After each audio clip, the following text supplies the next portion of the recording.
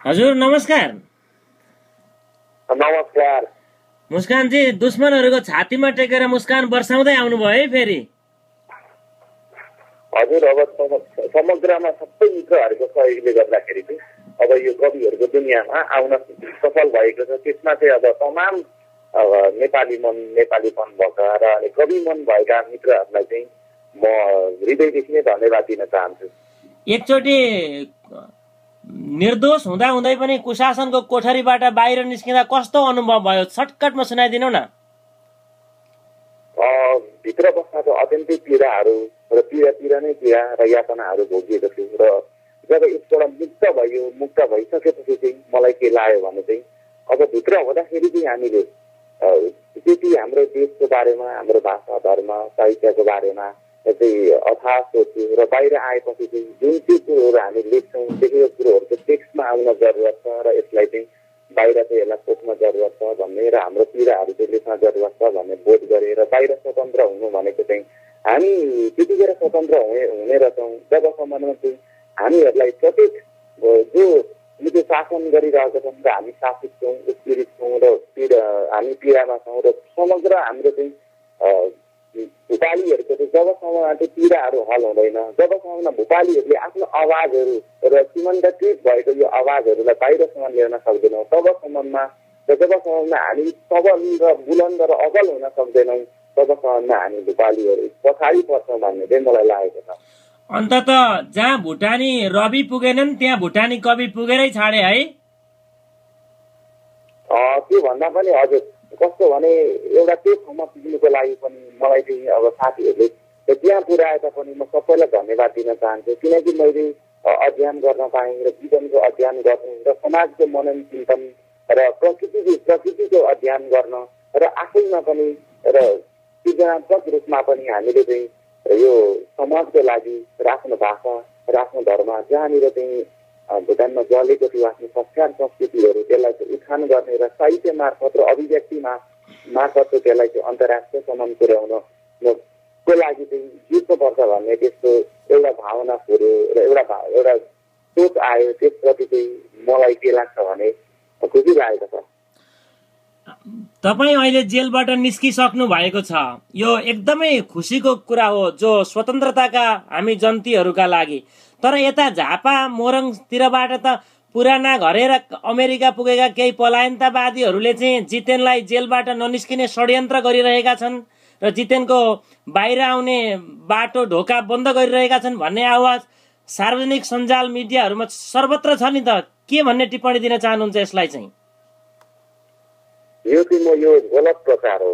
जहाँ कि पुराना घरेली मलाई के लाग्छ भने नेपालमा तमाम कविहरू हुँदाहुँदै पनि कुनै पनि कविहरूले र कुनै पनि स्वस्थ साथीहरूले भेट्न आएनन् र उनीहरूले भेट गरेनन् भनेपछि तर पुराना एउटा जो कवि मन भएको पुराना घरेले के गर्यो भने मलाई त्यो कारागार भित्र बस्दा भने चाहिँ त्यसले चाहिँ भनेको भेट्नको लागि योमन सुवेदी जो नेपालको गजलकार हुनुहुन्छ, अहिलेको युवा गजलकार, उहाँलाई भेट्न पठाउनु भयो र भौतिक रूपमा अत्यन्तै टाढा रहे तापनि अमेरिका रहे तापनि तीमा चाहिँ तपाईँको यो मलाई भेट्नको लागि चाहिँ मानसिक रूपमा नजिक रहेको र सहानुभूति प्रकट गरेको देख्दा म कारागारमै रोएको थिएँ र मलाई लाग्छ पुराना घरेले मलाई चाहिँ अझै ठुन्न र अझै पनि मेरो मुद्दाहरू चाहिँ अड्काउन चाहेको होइन, किनकि उसले भनेको पल पल एउटा संस्थाको बारेमा उसले मनन चिन्तन गरिरह्यो र उसले भनेको प्रत्येक पल चाहिँ कलमलाई चाहिँ बुलन्द बनाउनु पर्छ भनेर मेरो श्रीमती कल्पना जीलाई पनि प्रत्येक पल चाहिँ ऊर्जा दिइरह्यो र जसले चाहिँ जीवनको सुसाइडल मोडहरूमा दिएको बेला पनि त्यो हतोत्साही हतोत्साही हुनु हुँदैन र मर्नु हुँदैन र जीवनको अथाह पीडाहरूलाई चाहिँ साहित्यमा बदल्नुपर्छ र लेख्नुपर्छ भन्ने जोस दिइरहेको मान्छे र जसले चाहिँ लेख्नुपर्छ भनेर चाहिँ प्रोत्साहन दिने मान्छे चाहिँ कसरी उठ्यो भनेको त्यसरी अरूलाई फसाउने र अरूलाई अड्काउने हुन सक्छ, त्यो गराबी हुन सक्दैन र ऊ चाहिँ भनेको जहिले पनि सत्यको पक्षमा र ऊ जहिले पनि भनेको सृजनाको पक्षमा र कलमको पक्षमा उहिले मान्छे र कसैले पनि दोष पाउन मिल्दैन र उसले भनेको त्यस्तो कसैले त्यसरी त्यो पुरानो घरले फसाउन खोज्दैछ र उसलाई छुन्न खोज्दैछ भन्यो भने चाहिँ त्यो दुष्प्रचार हुनेछ, त्यो एउटा भ्रम मात्रै हुनेछ जसले चाहिँ अरूले चाहिँ गर्न नसकेर उनले गरेकोमा पनि उसलाई चाहिँ भनेको एउटा त्यस्तो लालसामा लाएर त्यो राम्रो काम गर्नबाट रोक्न खोजेको मात्र हो जस्तो लाग्छ। पुराना घरेले एकचोटि भुटान मिडिया सोसाइटीलाई अथवा भुटान न्युज सर्भिसलाई आरोप लगाएको छ जितेन मुस्कान चाहिँ झापा मोरङमा चाहिँ समाचार मरिमरि सङ्कलन गर्थे र काठमाडौँबाट तिनै समाचार प्रसारण हुन्थे, प्रकाशित हुन्थे। तर आज जितेन मुस्कान जेल पर्दा चाहिँ भुटान मिडिया सोसाइटीले चाहिँ कानमा तेल हालेको छ अथवा आँखामा चस्मा लाएर बसेको छ भन्ने पुराना घरेको आरोप तपाईँलाई आरोप हो जस्तो लाग्छ कि सत्य हो जस्तो लाग्छ? यो आरोप हो नि, यो चाहिँ सत्य हो। किनकि हामीले त्यत्रो समानमा भुटान मिडिया सोसाइटीमा काम गऱ्यौँ र हामीले त्यो काम गरे अनुसार हामीले के पनि एक्सपेक्ट गरेनौँ र मागेनौँ पनि। किनकि त्यतिखेर चाहिँ हामीले के थियो भने हाम्रो तमाम मान्छेहरू जो चाहिँ पुनर्वास भए र जसले पुनर्वासको विषयमा अथवा जो उता फर्कन चाहन्छन् उनीहरूको विषयमा हामीले समाचारहरू सङ्कलन गऱ्यौँ। र त्यो मात्रै होइन, हामीले भनेको क्याम्पमा प्रत्येकमा उद्घोषणा तालिम र पत्रकारितामा को लागि गऱ्यौँ र त्यत्रोमा समग्र रूपमा गर्दा पनि गरे मित्रहरू तर कुनै पनि मित्रहरूले सहानुभूति पनि दिनु भएन। र त्यो र अहिलेसम्म सम्बन्धित निकायका त्यहाँको साथीहरूले पनि त्यस्तो साह्रो चाहिँ उनीहरूले भनेको चाहिँ हामी म प्रतिको सहानुभूति प्रकट गरेन।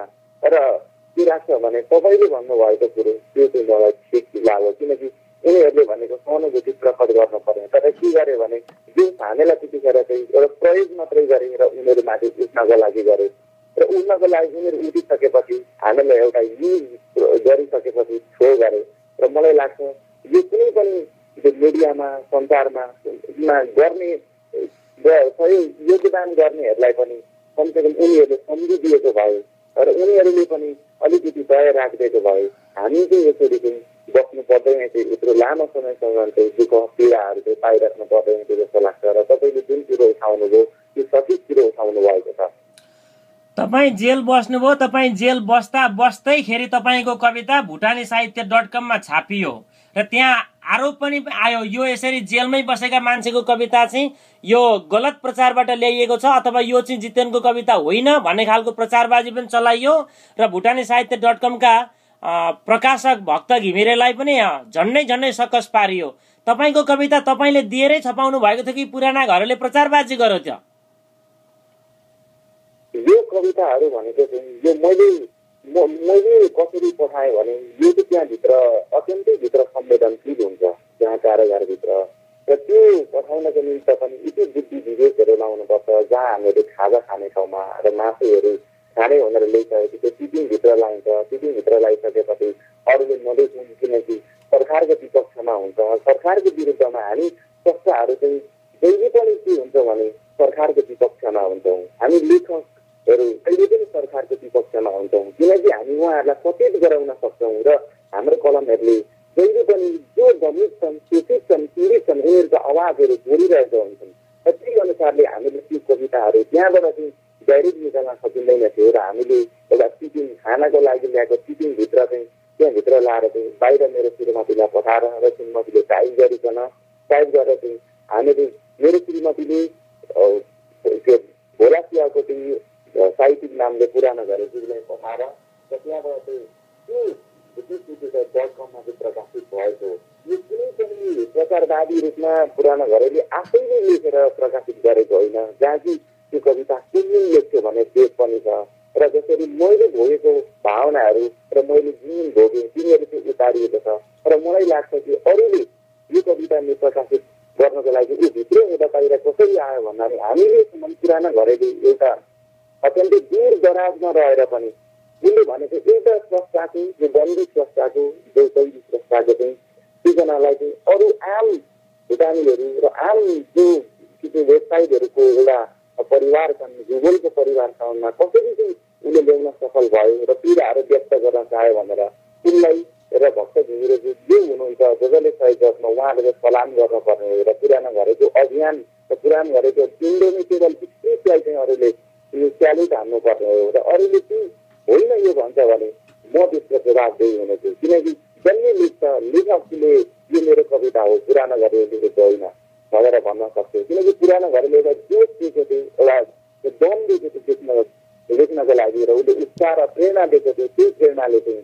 मैले निरन्तर लेखेँ, किनकि मान्छे सुसाइडल मोडमा हुँदा लेखिन्न लेख्नको अल्छी लागेर त्यतिकै जीवनमा उदास भएर बसेको हुन्छन्। तर तिनीहरूलाई पनि शब्दमा चाहिँ चित्राङ्कित गर्नको निम्ति र टेक्स्टमा ल्याउनको निम्ति मैले त्यसरी चाहिँ अत्यन्तै त्यो भित्रको संवेदनशील क्षेत्रबाट पनि बाहिर चाहिँ श्रीमतीलाई पठाएर र भोला चियापति भाइले त्यसरी प्रकाशित गर्नुभएकोमा यो चाहिँ भने कसैले यो होइन भन्छ भने म त्यसको चाहिँ जवाफ दिन्छु, किनकि म स्वयं लेखक र कवि म अहिले बाहिर निक्लेको छु। तपाईको जेल कविताहरू निकाल्ने भन्ने पनि पुराना घरेको घोषणा आइसकेको छ। कहिले निकाल्नुहुन्छ त पुराना घरे र तपाईँ मिलेर तपाईँको जेल कविताहरू कहिले पढ्न पाइन्छ हामीले? यो चाहिँ जेल कविता भन्ने हाम्रो सहमति भित्रैमा हुँदाखेरि मेरो श्रीमती कल्पनाजीले ल्याउनु भएको हो बाहिर। मसँग चाहिँ लेखिरहनु भएको पुराना घरे चाहिँ सहमति भइकन जेल कविताहरू निकाल्नुपर्छ भनेर। यसमा चाहिँ अब हामी के गर्छौँ भने मैले कविता लगभग भनेको मेरो 45-50 हुन सक्छ कविता।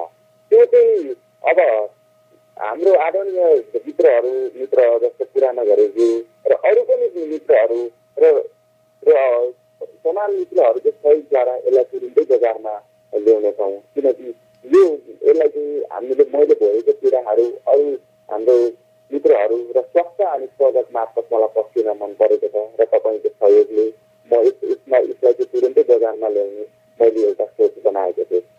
अन्तत पुराना घरले एउटा सपना देखेको थियो। मलाई थाहा छ कवि, तिमी कायरको छातीमा विजय टेकेर आउने समय टाढा छैन। मेरो चेतना बिछ्याएर मैदानमा स्वागत छ तिमीलाई कविको संसारमा। कविको संसारमा तपाईँलाई स्वागत छ। र मलाई एकदम खुसी लागेको छ तपाईँले कविको संसारमा स्वागत गर्नुभएकोमा। किनकि एउटा कविले कवि जहिले मनोमन्दिरले कविताको जहिले पनि भनेको मलाई एउटा के याद आउँछ भने मनोमन्दिर दाइले भन्नुभएको छ कविताले अझै दुःख पाओस् र कविता प्रवासमा जाओस् र कविताले जतिसुकै दुःख भोगोस् तर पनि कविता जहिले पनि कवितै भएर उभिनुपर्छ र कविता जनताहरूको पक्षमा उभिनुपर्छ र कविता सशक्त र बुलन्द भएर उभिनुपर्छ भन्नुभएको छ। र मलाई के लाग्छ कविता र यो साहित्य सिर्जना र अनि आम भूपालीहरूको पीडाहरूलाई चाहिँ सशक्त बनाउने माध्यम भनेको चाहिँ हाम्रो यी कलमहरूले गर्नेछन्। र तपाईँले मलाई यो कविताको दुनियाँमा स्वागत गर्नुभयो, त्यसको लागि हजुरलाई म धेरै धेरै धन्यवाद दिन चाहन्छु।